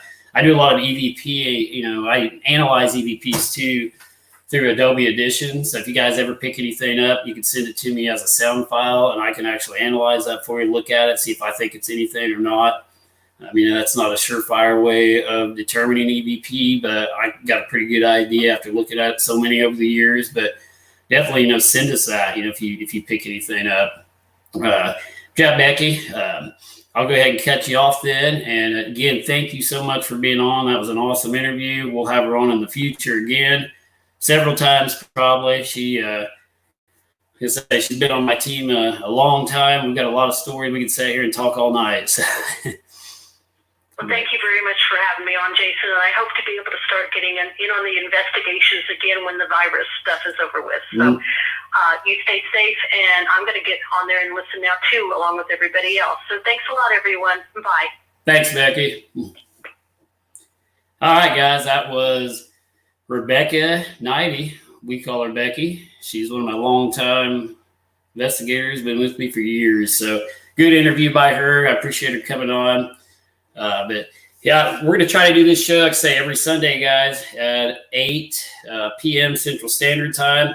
I hope everybody out there enjoyed it. And while I got you on here, definitely give me a thumbs up right now. If you enjoyed this, you want us to continue this show, and we'll do the best we can, to get good guests. I got a guest lined up for next Sunday already and the Sunday after. Got Dale Kazmarek from the Ghost Research Society coming up.